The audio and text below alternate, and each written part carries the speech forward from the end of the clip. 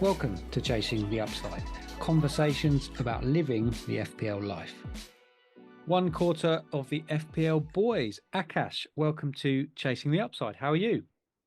I'm good, Ben. How are you? Thank Yeah, you for I'm inviting me here. absolute pleasure. No, it's my pleasure, and I'm well, thank you. Yeah, looking forward to the conversation about all things FPL. Same here. Same here. So let's go back to the start. Where did it start for you with FPL? So for me, with FPL started back in 2016. It was when I was in the fourth year of my engineering, and I used to watch football regularly since my first year in engineering. So in the fourth year, I started realizing that a few of my friends were really getting very competitive about who is going to take the penalties and who is scoring and who is assisting. And I asked them that what is it about, because before that it was only about Manchester United and Arsenal and winning and losing. It wasn't about who is scoring and who is assisting and all that. And that's when they told me that they are playing a game called FPL, where the person who scores the goal, the person who assists, the team who keeps the clean sheet, it all matters to them. And then I thought that because I'm, regularly watching football, and it, it excites you even more. Earlier, I didn't used to, watch the Burnley games, or at that time there were Southampton games and all that. But because of FPL, I started watching all the 10 games. I started following all the other teams, which in turn, it taught me a lot of things about football, and it made it a little more exciting as well. So that's how it started FPL. Then about the FPL boys, how we started as a group was, again going back to 2016. We had a WhatsApp group called Manchester United India. So this was formed by the admin of Manchester United support group of India, and at that time I think there were only 50 to 60 people allowed in the WhatsApp group. So he let us all in, and I think there were 60 of us who were in the group, and now it has grown to 250 people in the same group. And amongst the group, we started playing FPL, and some of us became very close, and some of us were really interested in FPL, and that's when we decided, the four of us, the FPL boys, so to form this group. And because one of our friends, Aviral, he's in Chicago right now, and he performed really well. He got a overall rank of 295, followed by 10,000 ranks. I got a 10,000 rank, followed by 18,000 rank. The other two boys did well as well. That's when we decided to just, form a group and give it back to the community as well, help the community as well. And we got inspiration from FPL Wire, late riser. I had gone to one FPL meet in Bombay where I met Pranil personally. And that's when he told me that if you want to do something, just start doing it, and then rest will fall into place. And that's how we started, making content from FPL Boys. And I think in the next 3 days, we are going to be 2 years old, and all is well. I think we are approximately around 40,000 right now. So it's been good. It's been a good journey. Yeah, well, that's an incredible achievement in 2 years. I suppose the next question is you mentioned that all four of you at different times have had brilliant ranks. During your discussions, during your YouTube channels, during when you're putting together the help desk threads, and are there are there disagreements about certain things? Because the wonderful thing from my point of view about FPL is there's multiple ways to skin a cat. There's multiple ways to get a good rank. Yeah. How do you go about those disagreements, if there are any? So we have agreed to a strategy, and it's very important to agree to a strategy if there are multiple owners of the same account, right? And what we have agreed to is that there will be some sections of the thread that will be written by me, that will be owned by me, because in the last 3 4 years, based on my record, how have I performed in that particular aspect of the thread? There will be some aspects of the thread owned by some other person based on his record and based on what he does well those aspects of the thread. So basically, if you see about the captaincy, so I'm the one who decides the captaincy every week. We have now made a matrix. I invented the matrix thing, and I shared it. I discussed it with other boys as well, and they also agreed that it's the right way to decide the captaincy. So captaincy is now completely owned by me. Then about the suggestions, player suggestions, the eye test. So we have my friend called Ramu. He's in UK. He's also a part of FPL Boys. He watches each and every game, each and every minute. If he misses the game as well, he watches the replay, not the highlights. He watches the replay. So all the eye test of all the players is being done by him. So whenever we decide who did which player caught your eye the most, that's coming from Ramu because he is watching all the game. I watch mostly the highlights and the Manchester United games. I don't watch any other games. Also, I watch the game of my captain. So I watch that.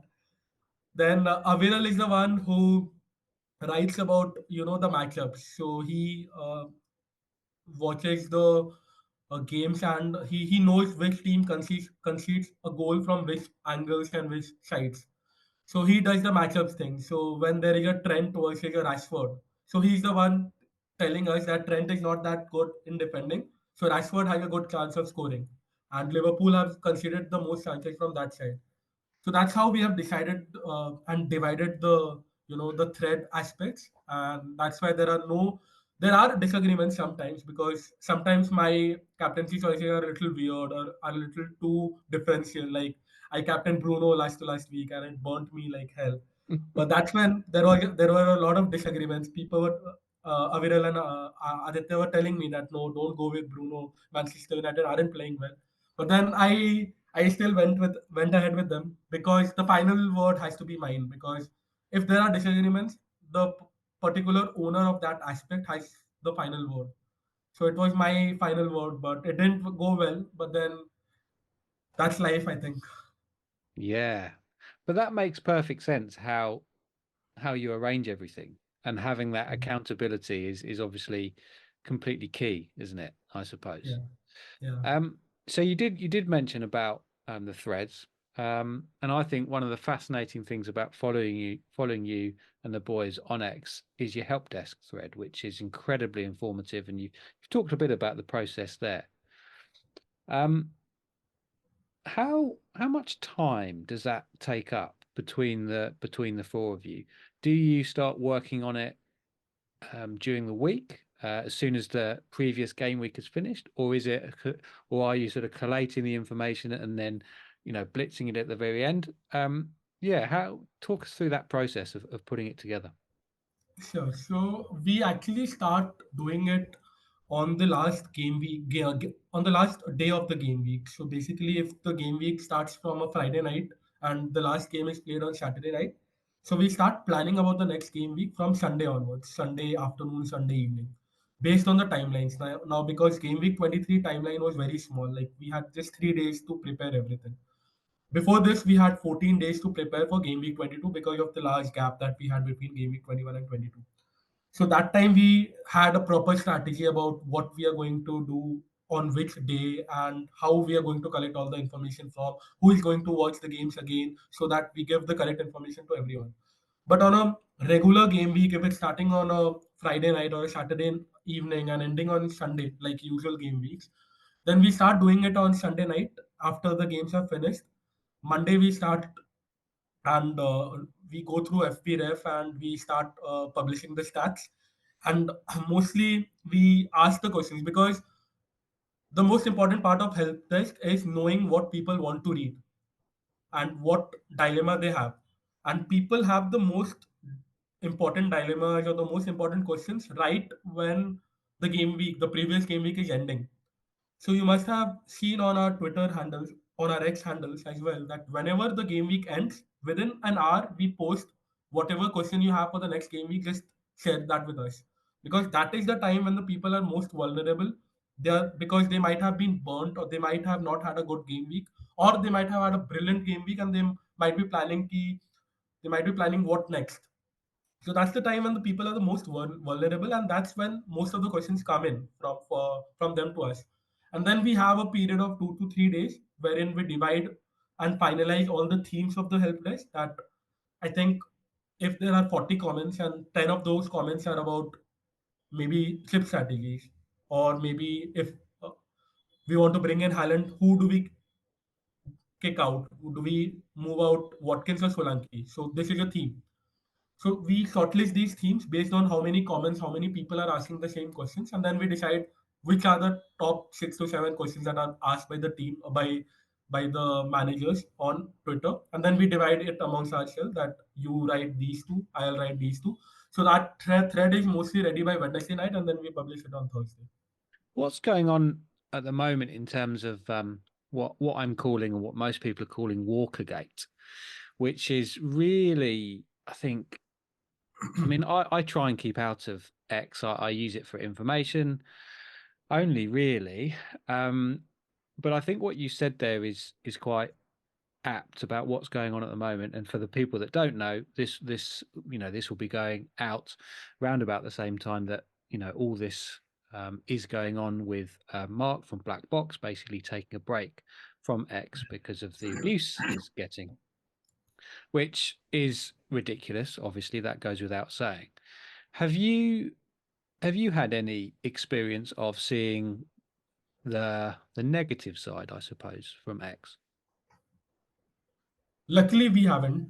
Okay. I mean, when there are so many followers, so many people following you, and the community is increasing, there are going to be hate comments that are going to come in, and we, as individuals or personal people, as we are, we get it's a human tendency to get affected by those hate comments, hate remarks, or whatever.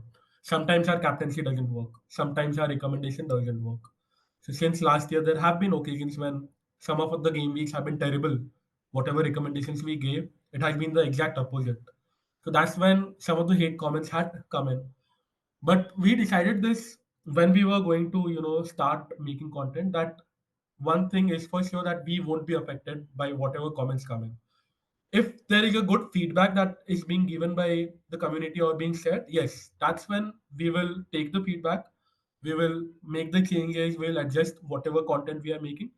Feedbacks are very well appreciated, and very well, we take feedbacks. But when there are only hate comments coming in, we are united in that most, if we know that, if maybe say, like, we didn't do well, and like the remarks are starting to come in, we what we do usually is we just mute the conversation, so that we don't even read the hate comments that are coming in. So that has helped a lot.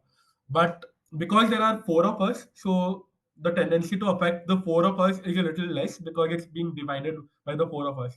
So, but I understand what happened to Mark. It wasn't, a very pleasant experience. And as content creators, you get a little worried that there might be a day when what Mark faced, like yesterday or day before yesterday, you might face the same thing at some point of time as well. And that's where I think it's very important to be connected with the community, to be very um, important to have day-to-day conversations. I think some of the content creators, they just post the content and that's it. They don't converse with the community. It's very important to have conversations with the community. That's when they think that, yeah, he is also a part of the community. He's also one of us. He's not someone special, or he's not given a different stature, as per se. So that's something that I think, because of which people, we haven't received a lot of hatred from the community, because we have, you know, invited conversations. We reply to most of the comments that come to our threads and all that. So yeah.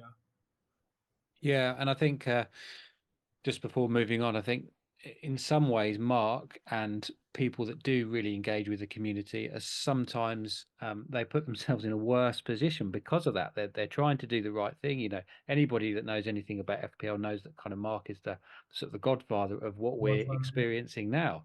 And it's just such a shame that interacting and being part of the community actually yeah, it sort of puts him in a worse position, because obviously it shouldn't be that way. But yeah, good to hear that.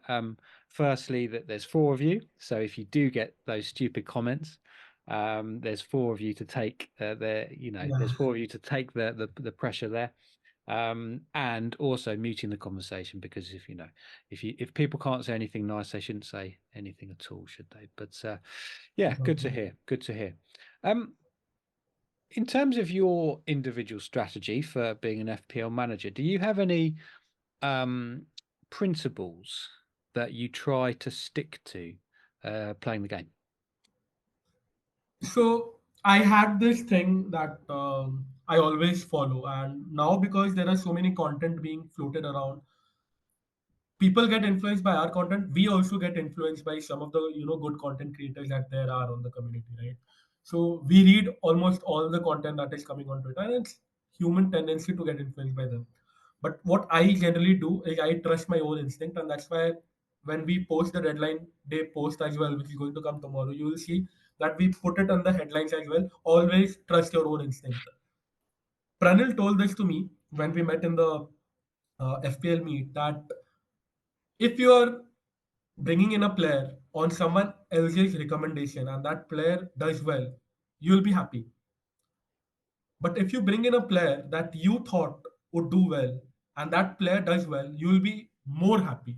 You'll be extra happy as compared to when you bring in a player based on someone else's recommendation. The other side to this is again that I think is more important. When we bring in a player and that doesn't do well based on others' recommendation, we feel very bad. But when we bring in a player based on our own instinct, we don't feel that bad because it's our own decision. We didn't get influenced by anyone. So that's something that I follow, and I always preach that always follow your own instinct. Whatever you do, you read everything because there is so much information. You need to read everything. You need to be informed about each and everything that's going to happen, each and every stat that's there. You need to take that all in, but the final decision has to be always yours. Don't depend on any other person before pressing that button. That maybe when the FPL boys tell us, yes, make this transfer, I'll do that. No, that's not how it works. At least for me. What I do is what I know, maybe based on eye test, and sometimes I use the analytics bit as well, but mostly I trust my eye test only. And based on that, I make the transfers So you lean on the eye test more than the analytics. more than Um, them. Yeah. okay, and is that the same for the other FPL boys? No. There Okay. are two of us that trust the eye test more. There are two of us that are only dependent on analytics. So that's why whatever we produce is a mixture of it's a combination of the eye test and the analytics bit as well. So two of them are there who only depend on stats. That maybe Liverpool is conceding most of their chances from the right flank. United are scoring most of their chances from their left flank. So that's the right matchup. So it's going to be a great game for Rashford. So two of the boys depend only on that. While for me, if I see Bruno played really well in the last game and he took great positions, I'll be the first one to recommend Bruno because I saw what Bruno did the last game. So that's when both our recommendations combine, and then we recommend the players. That makes sense. Yeah. Do you feel that you have a better handle on United players because you just watch them more? And if you're an eye test manager, you're picking up things because you're watching them so much, and you'll be able to tell if it's, for instance, if Bruno has a good game, you'll be able to say if that's representative of his form at the moment or it's an outlier. So, do you think you have a much better handle on United, or those teams that you watch far more regularly because you are an eye test manager?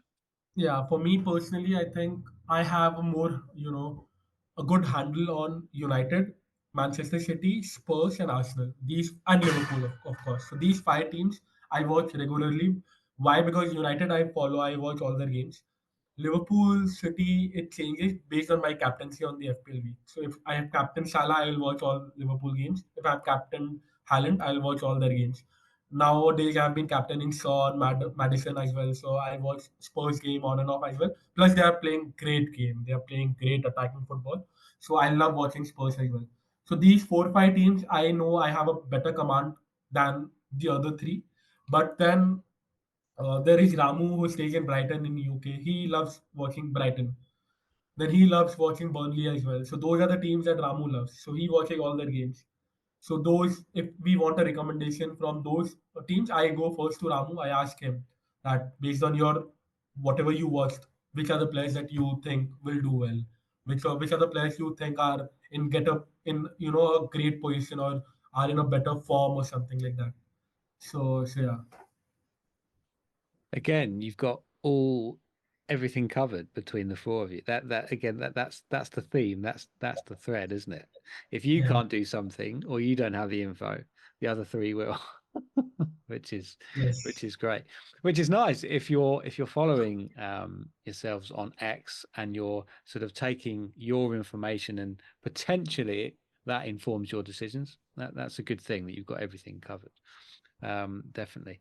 Do you think this is something that I've been sort of mulling over for the last few weeks because every game week, because of the amount of content there is, the amount of information there is, there's so much drama that goes into every single week and every single pick within that week that I think that you can, as FPL managers, you can catastrophize so much that every single decision is so important. And of course, there's the important decisions during the season. But do you think there's such thing as a season defying decision? I think the only season defining decisions, they are mostly the game weeks that we use the chips that we have for FPL. Like whenever we have a double game week, we use the bench boost or maybe a triple captain. Those are the game weeks when your decision has to be perfect, because those are the game weeks you cover all the ranks that you have lost in the maybe the last 10 weeks. I have had seasons where my bench boost had got like 160 points on a season, and I covered all the ranks lost in the last 10 weeks, or maybe I got a advantage as well. So those are the season defining moments for me. Apart from that, I don't think like one game week will affect that the season a lot, because there are 38 game weeks, so there is a lot of time to cover up, there is a lot of time to make up for the ground lost. But the game weeks that you use your free hit, the game weeks that you use your triple captain, your bench boost, are the game weeks you need to be spot on, you need to plan properly, because those are the game weeks where those are the season defining moments, as you say. Where do you think your edges over other FPL managers, whether that be potentially the boys that you're in a group with, but also you've also you're competing against 10 million other managers. So where would you say if you had to put if you had to decide on where your edge is, where do you think you have an edge on other people? On other people as in content creators, or on other people as in No. the managers that we Yeah, play the game just with? general FPL managers, yeah. Yeah, so the greatest advantage that we have is that we are the ones who are creating the content. We are the ones who are recommending players. We are the ones who are doing the hard work and working every game, working every stat, watching every matchups. So we know our thing well. We know which player is going to haul, which player is not going to haul. Maybe that player doesn't haul in that game week, but his stats have been good. We know that because of our experience in the last 10 years that we have been playing FPL, if we have made a move, we have to be patient with that. There are people who are very impatient. They make a move, that player doesn't haul, that player blanks, people remove that player right away. That's not how FPL works. You have to give a player 3 to 4 weeks for him to return and give it back to you. And these are the things that we think we have an advantage over other people who don't understand these small things that matter. When I wasn't making the content. I was a person who used to take a lot of hits. But when I started making the content, I started creating the content, I started engaging with people, I realized that there is a lot of minus force that I wasted, that I could have actually saved upon, and it would have helped my rank at the end. And that's how we also now recommend people to not take that much hits. People feel that they can take -4 every week, it's just 4 points, that it doesn't matter. But taking -4 points for 20 game weeks, you have lost 80 points. And out of that, those players, maybe you're removing that player that you brought in on a -4 in maybe 1 or 2 weeks. And then the third week is when he hauls. So it's not benefiting you either way. You're taking a -4, that player isn't hauling for you. You get very impatient. So I think patience is one, more information is the other thing. That I think we as FPL managers, we as FPL boys have an edge over other managers, other 10 million managers that are playing the game. I always find hits interesting to talk about because, as you say, when you start, I know when I first started, I thought 4 points for a transfer, that's nothing. Like, Yeah, absolutely do that because the person that I'm going to bring in is going to get 2 goals, 1 assist, and then you realize that so much of FPL is the small incremental things over the season rather than exactly. the huge things. And then, like you said earlier, really taking advantage of the schedule and chip management and chip strategy. Yeah, so this may be an impossible question because I know every season is different. But is there a range of how many hits that you take generally per season? So it depends. Like the number of hits that we took in the COVID season was more than the number of hits that we took in other seasons. Why? Because it was impossible to predict which games would go on, which games would not go on. Yes, we got two free hits in that season, but we wanted to save the ships for the right moment, for the right game weeks. So we took a lot of hits during the COVID season. I think we took around 10 to 12 hits that season. On an average, I think we stop ourselves now after creating the content, after starting creating these contents, we stop ourselves at around 4 to 5 hits per season. We don't go more than that. When I was playing as a not an informed manager, when I was not on Twitter, FPL Twitter, I used to take approximately 10 to 15 hits every season. And it seemed very normal for me. Mm. But now, after making all this content, after realizing, after, getting to know the game better, I realized, and we also decided as a group that we don't have to take more than 4 to 5 hits. Yes, when necessary, when it's impossible to avoid a hit, you have to take a hit. But when it's avoidable, just avoid. Just have patience. Let that player be. And it has worked wonders because, and I'll just give you an example. Uh, there was, I think, 4 game weeks ago, there was an instance when Salah was playing a bottom six team, and I think Sheffield United. And everyone captained Salah that game week. Salah blanked. The next game week, Salah was playing Newcastle at home. And Newcastle had been absolute trash at playing away games. It was a logical decision to captain Salah against a team that have been so poor away in away games. But because Salah blanked in Sheffield United game, more and more people removed him from captaincy. They captained Haaland and other players. Some players, some managers also removed him from the team. And then Salah got the 16 pointer against Newcastle. So it's the patience that pays off more often than not. And if you have patience, you will avoid taking hits. You will give players more time. Now, like Bowen has blanked 2 game weeks in a row. Now he's playing United this game week. There are a lot of managers that we have already seen. They're moving Bowen out. They're bringing in maybe a Madison or maybe a Richarlison or KDB. I personally wanted to, move Bowen out as well. But then I think that United have been so leaky that I need to not take a hit and give Bowen one more week just because United have been so poor in defense. And I'll not be taking a hit. I'll be giving Bowen one more chance.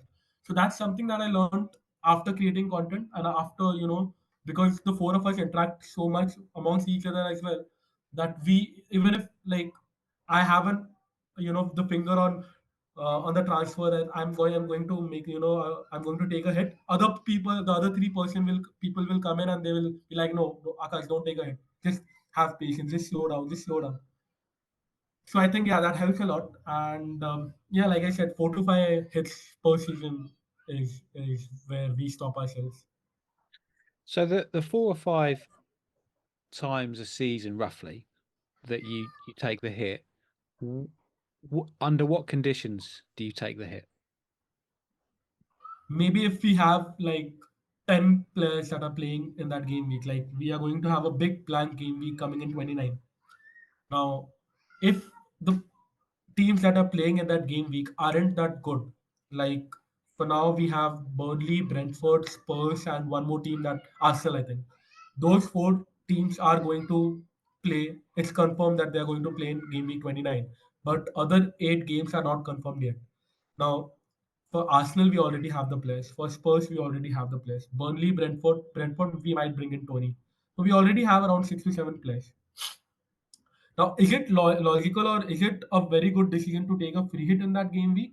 Or is it logical to take a -4 in that game week, bring in 2, 3 players that you want to bring in only for that game week, and then wildcard in the next game week and save on the free hit for a later part of the season? So we take decisions like that. We compare the two, the two decisions or the two decisions, like you can say, and then we decide that is it logical to take a hit or is it logical to take maybe a free hit or some other thing. Mostly when we have like 9 to 10 players, then we take a hit and then we bring in the extra player or something like that. Or maybe if we have moved earlier and our the player, maybe we have 3 to 4 players now that have been injured, so that's when we take maybe hits again. That's great. Love that. Just weighing up, well, knowing the value of the -4s compared to the alternative, I suppose. Correct. So yeah, Yeah. that's amazing. So Akash, just before we go on to the final two questions, let's get philosophical, shall we? What has FPL taught you about life? Taught me about life. Patience. It has taught me a lot about Lovely stuff. patience. Yeah. That you need to be patient about every decision that you take in your life as well. You can't take a decision and expect it to be 100% successful like in the next day or in the next month. It will take time. Players take time. Decisions in the life also take time. You need to give everything particular time and then it will pay off. So patience is one. And then what other thing has it taught me? The other thing that it's taught me is that you need to believe or trust your gut the most. You can be informed about everything, but it will give you the highest satisfaction or highest happiness if you have done something on your own gut or on your own instinct. So these are the two takeaways that I take from FPL, and I think it helps in life as well. That whatever I personally want to do, I do that, and that will give me the most happiness. Brilliant. Thank you very much. Akash, so we're going to the second, we are going into the final two questions. So yeah, thanks once again for joining me. That's been an amazing conversation. I've really had a good time. The pleasure here as well. Yeah. So the first question is, what is your favorite FPL moment of all time? What is your champagne moment? So I have two moments that I have really enjoyed. Let's go with it. Let's go with it. The first one that I have is the Kevin De Bruyne triple captain double game week 36 in last to last season. He scored 5 goals against Wolves, I think 4 goals against Wolves, and yeah, that was a decision that I took. People had triple captain Salah in that game week. I went with KDB and gave me a 30 pointer, I think, that game week. So yeah, I came back with 90 points from KDB that game week. And it was a hooray moment for the FPL boy as well because we had recommended captaining KDB over Salah that game week. So we it's funny because we gained like around 2,000 to 3,000 followers just because of that one move. Like people started coming in following us because of just that one move. Then the other hooray moment for me was last season, game week 9, when there was a decision to be made between Madison, who was at Leicester City at that time, and between Haaland, I think. And Haaland, both were having a double game week, and because there was, I think, some cancellation at the early part of the season. And Haaland, I absolutely destroyed us. He got around 16 points or 17, I think 18 points in the two games. And Madison in the first game, he returned only 5 points, I think. So we were 13 points trailing, and Madison was Leicester City's game was the last game in that game week. So our ranks had gone from like 500K to 2 million because we didn't captain Haaland. Everyone had captain Haaland, and Madison was left. And then Madison scored 2 goals and 1 assist, and we came back from 2 million to top 200K just because of we had Captain Madison. So I've got a printout, and I think it's in the drawing room. I've got a printout of that Madison Hall and the KDB Hall, and I've placed it, and I'll save these moments for the rest of my life. The Yeah. best decisions ever. So when you're having a bad day and Yeah, I everything's just going go back against and you, look you at just the. look at the two. Absolutely. I just grab a beer, I sit in front of KDB and Madison. I'm like, yeah, I'm a good manager. I take good decisions. That's amazing. I love that mental image of you just in a rocking chair with a beer, just looking, Yeah, just just looking at KDB contemplating that. and That's yeah, amazing. absolutely. Superb. Thank you very much. Okay, so to take us home, Akash, what is the best piece of FPL advice you've ever been given? The best piece of advice, again, Pranil, I love Pranil, and you must have got a sense about that as well because he was the first manager that I started following, and I relate to his playing style as well. He's very aggressive in all the decisions that he takes. Pranil is late riser on FPL Twitter on X, and yeah, he told me that, and I have mentioned this in the recording already before, that always trust your own instinct, always go by what your gut says, because more often than not your gut is always right, and that's what I preach. That's what the FPL boys preach as well. Always trust your own instinct. Always the last decision has to be yours. Don't depend on any other person. You will feel bad, you'll get hurt, and you don't want that to happen. Just go with whatever you feel like, whatever. Obviously, just get in all the information, learn about everything, but the final decision of making that transfer has to be yours. So yeah, That's a brilliant way to end. So thank you very much, Akash. it's been a pleasure, Ben. It's been really nice interacting with you.